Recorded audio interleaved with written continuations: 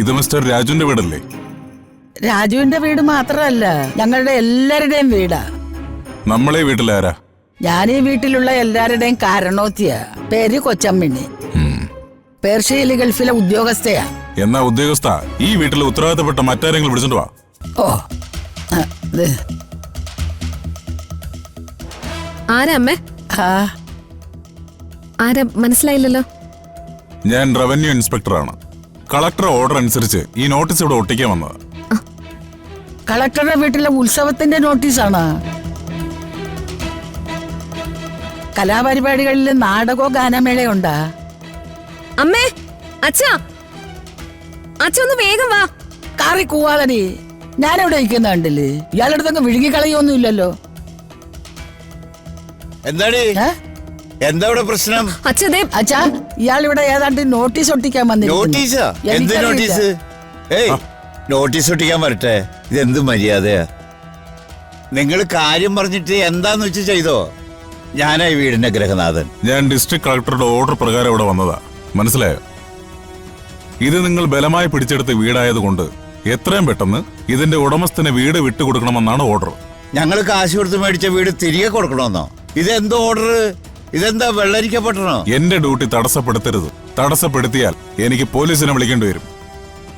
പോലീസിനെ ഞങ്ങൾ കുറെ കണ്ടിട്ടുണ്ട്. ദുബായി പോലീസിനെ വരെ കണ്ടവളാണ് ഞാൻ. പോയി. ഇതൊക്കെ എന്താ അതിക്രമങ്ങളാ? നിങ്ങൾ എന്ത് കാട്ടിക്കൂട്ടണേ?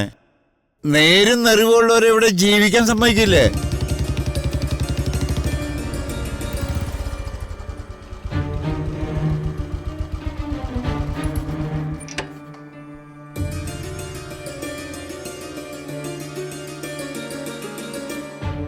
എന്താ ഇത്?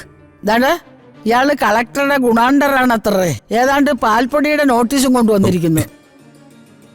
സർ, എന്താ സർ, എന്താ പ്രശ്നം? പ്രശ്നം ഞാൻ ഇദ്ദേഹത്തോട് പറഞ്ഞതാ. ഒരു പ്രാവശ്യം കൂടെ പറഞ്ഞേക്കാം. ഞാൻ വന്നത് കളക്ടറുടെ ഓർഡർ പ്രകാരമാണ്. ഈ വീട് ഗുണ്ടായുസം കൊണ്ടും ബലപ്രയോഗം കൊണ്ടും നിങ്ങൾ പിടിച്ചെടുത്താണെന്ന് കളക്ടർക്ക് പരാതി കിട്ടി. പിന്നെ ആ പരാതി ജെനുവിൻ ആയതുകൊണ്ട് ഈ വീട് അതിന്റെ ഉടമസ്ഥന് വിട്ടുകൊടുക്കാനാണ് ഓർഡർ. വീട് വിട്ടുകൊടുക്കാനോ? വസ്തു രജിസ്റ്റർ ഓഫീസിൽ രജിസ്റ്റർ ചെയ്ത് വാങ്ങിച്ചതാ, പണം എണ്ണി കൊടുത്തിട്ട്. അത് പിടിച്ചു വാങ്ങിച്ചതാണെന്നോ? ആരായി പരാതി തന്നെ? ആ നോട്ടീസ് അങ്ങ് കീറി കളഞ്ഞേ. നോട്ടീസ് കീറിയാൽ നിങ്ങൾ നിയമ നടപടി നേരിടേണ്ടി വരും. ഇതൊക്കെ എന്ത് നിയമം ഇവിടെ? കയ്യൂക്കുള്ളവൻ കാര്യക്കാരൻ, അതാ ഇപ്പൊ ഇവിടുത്തെ അവസ്ഥ. കാട്ടിലെ നിയമം. എന്റെ സുഹൃത്തുക്കളെ, നിങ്ങൾക്കുള്ള പരാതി കളക്ടറോട് നേരിട്ട് പറയൂ. ഞാൻ എന്റെ ജോലി ചെയ്തു, അത്രേ ഉള്ളൂ.